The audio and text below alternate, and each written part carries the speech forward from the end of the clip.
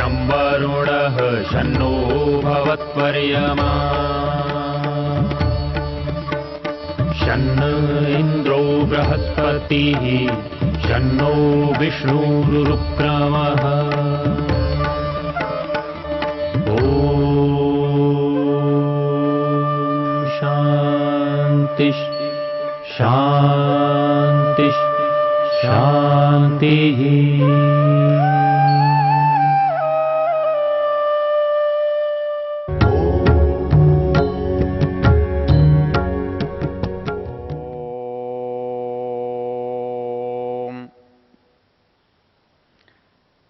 हम यजुर्वेद के 32वें अध्याय के अंतिम मंत्रों पर चर्चा कर रहे हैं।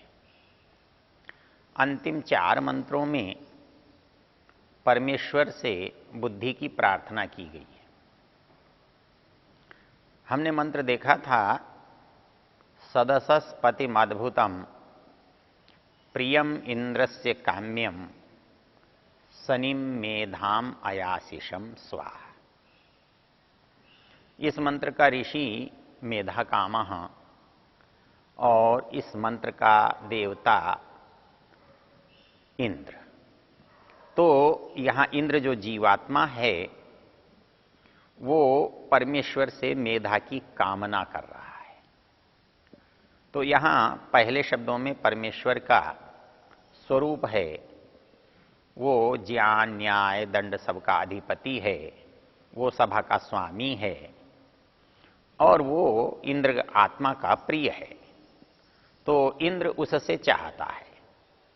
तो जब हम किसी से कोई चीज की अपेक्षा रखते हैं, इच्छा रखते हैं, तो 2 बातें स्पष्ट होती हैं। एक बात तो ये स्पष्ट होती है कि मुझे उसकी इच्छा है, जरूरत है, अपेक्षा है, उसके बिना मेरा काम नहीं चल सकता, या मेरी जो श्रेष्ठता है, मेरी जो योग्यता है, उसको बनाने के लिए उसकी आवश्यकता है। और इसके साथ एक दूसरी चीज है कि जिससे मैं वो प्राप्त कर रहा हूं, मैं जिससे वो चीज चाहता हूं, वो चीज उसके पास है जिससे मैं याचना कर रहा हूं, जिससे मैं चाहता हूं। तो ये जो 2 बातें हैं ये इस मंत्र से स्पष्ट होती हैं। इसके लिए एक मंत्र है बहुत प्रसिद्ध, याम मेधाम देवगणः पितरश्चोपासते तया माम अद्य मेधया अग्ने मेधाविनम कुरु स्वाहा। अब पूरा मंत्र मेधा से ही भरा हुआ है। यहां बताया गया, याम मेधाम देवगणः पितरश्च उपासते। वो जो मेधा बुद्धि है वो एक विशेष प्रकार की बुद्धि है। उसको प्राप्त करने वालों का स्तर अलग हो जाता है, ऊंचा हो जाता है। वो कौन सी बुद्धि है, वो कौन सी बुद्धि हो सकती है? तो कहता है याम देवगणा पितरश्च उपासते। जिसकी देवता लोग, जिसकी पितर लोग, जिसकी बड़े लोग उपासना करते हैं, चाहना करते हैं, जिसका साथ लेते हैं, तो ये जो बुद्धि है उसका नाम मेधा है। वैसे तो सामान्य रूप से बुद्धि को कहते हैं धारण जिसमें किया जाए। हमारे दर्शन के प्रसंग में बुद्धि जो है निश्चय करने वाली क्षमता का नाम है। इसीलिए बुद्धि का है जहां जाकर के निर्णयात्मक परिस्थिति आ जाती है।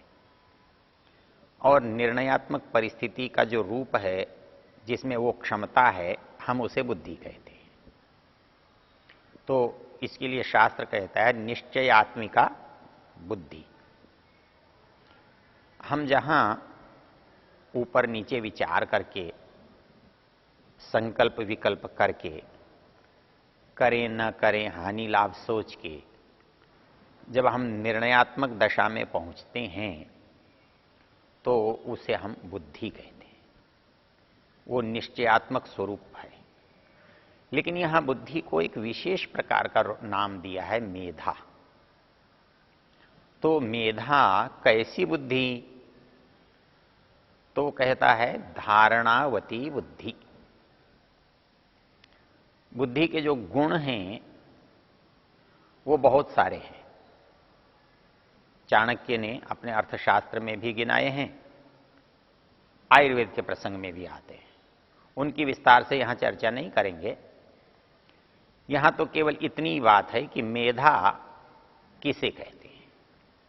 तो कहता है कि पहली पहचान है जिसे देवता लोग, जिसे पितर लोग चाहते हैं, जिसकी अपेक्षा करते हैं, जिसके आधार से वो काम करते हैं, वो बुद्धि मेधा है। और दूसरी धारणावती बुद्धि मेधा है, जो किसी चीज को धारण करती है। बुद्धि का सबसे अच्छा गुण माना गया है जो शीघ्र तो ग्रहण कर ले और देर तक उसे स्मरण रखे। नहीं तो अनेक प्रकार की बुद्धि होती हैं। कभी किसी की बात समझ में नहीं आती है, किसी को बहुत देर से समझ में आती है, लेकिन समझ में आ भी जाती है तो बहुत देर तक स्मरण नहीं रहती है। कोई चीज याद नहीं रहती कि हमने क्या पढ़ा था, क्या सुना था, क्या बोला था।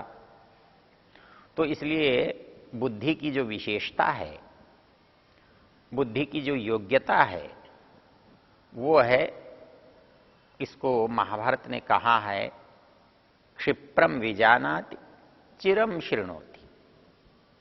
अर्थात उसको पकड़ तो जल्दी लेता है और देर तक उससे पकड़ के रखता है। जल्दी तो समझ में आता है और देर तक समझ में बना रहता है।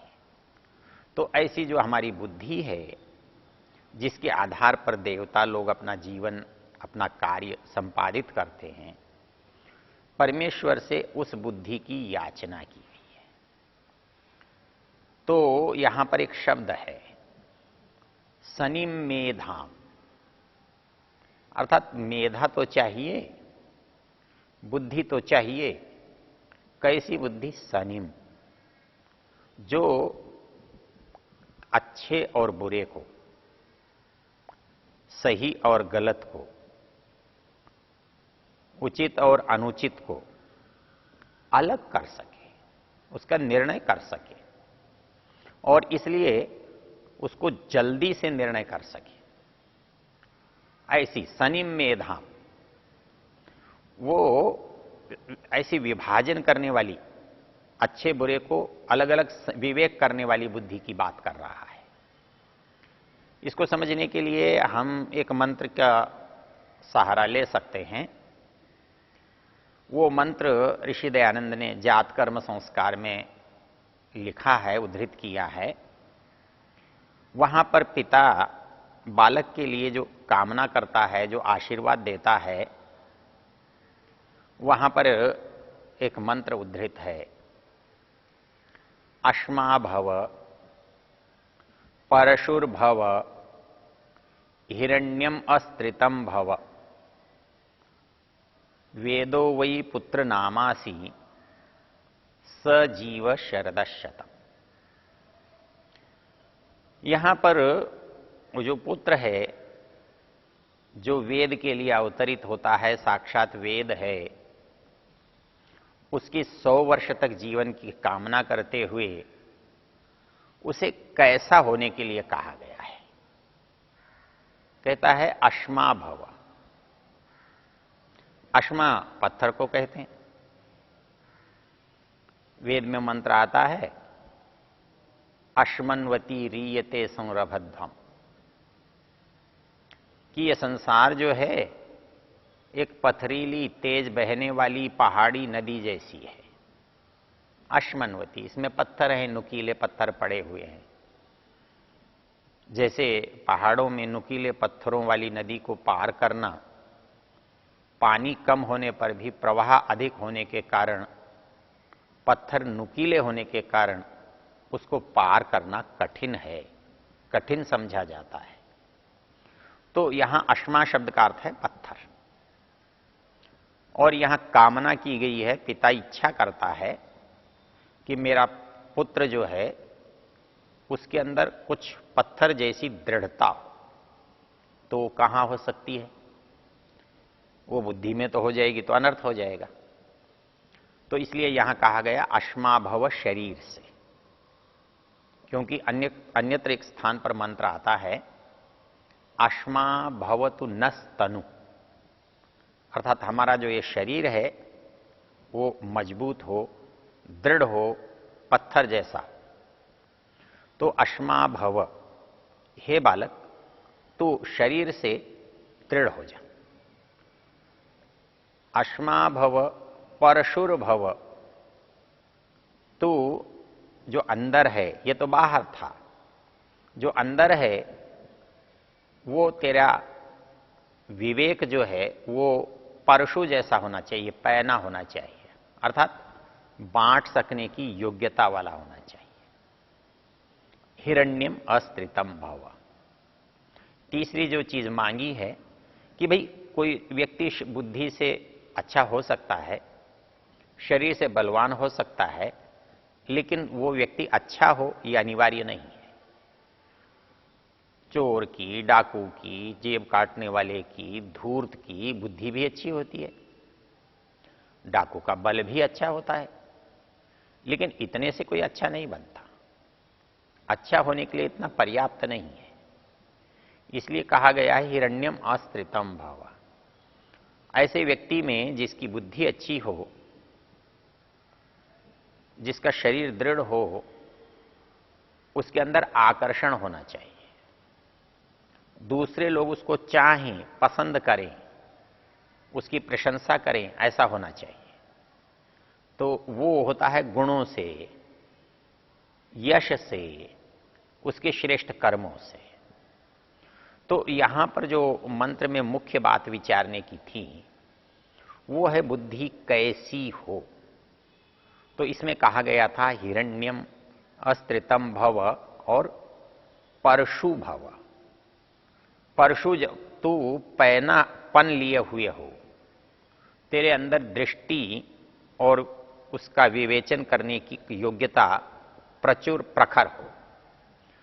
तो यहां पर वेद कहता है सदसस्पतिम, अर्थात मेधा चाहिए, बुद्धि चाहिए। कैसी बुद्धि चाहिए? तो वो कहता है कि विभाजन, विवेक, बंटवारा, सही और पहचान करने वाली बुद्धि चाहिए। सनिम मेधाम अयाशिषम, मैं परमेश्वर से उस मेधा बुद्धि की कामना करता हूं, याचना करता हूं। यहां एक बात बहुत स्पष्ट हो जाती है ऐसा कहने से कि मुझे बुद्धि चाहिए, वो बुद्धि मुझे मिल सकती है, और जिसके पास है वो मुझे दे सकता है। अर्थात ज्ञान कौन देता है? जिसके पास ज्ञान है वो मुझे ज्ञान देता है, मैं उससे ज्ञान प्राप्त करता हूं, और जब मैं प्राप्त करता हूं तो मैं बुद्धिमान हो जाता हूं, हाँ, मैं मेधावी हो जाता हूं। तो ये जो मेरा मेधावी बनना है ये बना जा सकता है, लेकिन इसके लिए मुझे जिसके पास मेधा है उससे मिलना पड़ेगा। इसलिए गायत्री मंत्र में जो बात कही है ना, धियो यो न प्रचोदयात, वो हमारी जो बुद्धि है उसको सत्कर्मों में प्रेरित करे। तो बुद्धि हमें प्राप्त हो और उस बुद्धि का हम सत्कर्मों में उपयोग करें, तो वो जो बुद्धि चाहिए, तो उस बुद्धि के लिए इस मंत्र में कहा गया है सनिम मेधाम अयाशिषम। ऐसी मेधा बुद्धि को जो विवेक करके श्रेष्ठ का चयन कर सकती हो, उसकी मैं याचना करता हूं, उसकी मैं आपसे प्रार्थना करता हूं। और अंत में एक शब्द है स्वाहा। इसके यद्यपि बहुत अर्थ हैं, यास्क ने इसके 4 अर्थ दिए हैं, दूसरी जगह पर और भी अधिक अर्थ है, लेकिन यहां पर इसका इतना ही अर्थ है। ये मेरा एकमात्र कथन है, ये मेरी दृढ़ प्रतिज्ञा है ये मेरा संकल्प है। इस संकल्प से मैं आया हूं और आकर के इस संकल्प से मैं उस बुद्धि को, उस मेधा को प्राप्त कर सकता हूं। तो ये जो मेधा है, इस मेधा बुद्धि की याचना इस मंत्र में की गई है। तो मंत्र का भाग है सनीम मेधाम अयाशिषम। तो हमें एक मंत्र का आशय ये समझ में आता है कि हम परमेश्वर की यदि उपासना करते हैं तो परमेश्वर हमको बुद्धि देता है। अर्थात हमें बुद्धि की याचना यदि करनी हो तो परमेश्वर से करनी चाहिए। परमेश्वर स्वयं ज्ञानवान है, स्वयं बुद्धिमान है, इसलिए जो उसके संपर्क में आता है, जो उससे ज्ञान प्राप्त करता है, वो ज्ञान उसको प्राप्त होता है, इसलिए ज्ञान से हमारी बुद्धि बढ़ती है। हम मनु महाराज की एक पंक्ति दोहराया करते हैं, अद्भिर्गात्राणि शुद्ध्यन्ति मनः सत्येन शुद्ध्यति विद्या तपोभ्याम भूतात्मा बुद्धिर्ज्ञानेन शुद्ध्यति। इसका जो अंतिम संदर्भ है वो है, हम बुद्धि को, अपने को स्पष्ट करना चाहते हैं, विकसित करना चाहते हैं, तो हमें इस बुद्धि के लिए क्या करना होगा? ज्ञान का ग्रहण करना होगा, ज्ञान का संग्रह करना होगा। और ज्ञान का जब संग्रह करेंगे तो हम निश्चित रूप से कहाँ पहुंचेंगे? जो सबसे बड़ा ज्ञानी है, जो ज्ञान का स्रोत है, जिसको योग दर्शनकार ने क्या कहा है? स एष पूर्वेशामपि गुरु कालेन अनवच्छेदा। वो परमेश्वर सब गुरुओं का गुरु है, सब आचार्यों का आचार्य है, सब ज्ञानियों का सबसे बड़ा ज्ञानी है। और इसलिए जब हम उससे मिलते हैं, जब हम उसके पास जाते हैं, तो हमें जो प्राप्त होता है वो ज्ञान है, वो बुद्धि है, और वो विवेक करने वाली बुद्धि, जिसे इस मंत्र में मेधा कहा गया है। तो उस मेधा को हम जब प्राप्त कर सकते हैं तो वो मेधा हमारे लिए क्यों आवश्यक है? वो इसलिए क्योंकि जो कुछ हमने पीछे जाना और देखा है, वो जानना और देखना किस बात से संभव हुआ है? वो उस बात के बिना संभव नहीं है। इसलिए इस ईश्वर के स्वरूप और सृष्टि विद्या के साथ यहां पर जो चर्चा है वो बुद्धि की है। और वो बुद्धि की इसलिए है, यदि हमारे पास ये बुद्धि न हो, ये योग्यता न हो, उसको जानने की क्षमता या इच्छा न हो, तो हमारे लिए ये सब ज्ञान व्यर्थ हो जाता है। इसलिए इस मंत्र में ऐसी बुद्धि की कामना की जो मेधा है, उसका लक्षण दिया सनिम मेधा। इस तरह से मंत्र कहता है, सदसस्पतिमाद्भुतम प्रियम इंद्रस्य काम्यम सनिम मेधाम अयाशिषम स्वाहा। ओ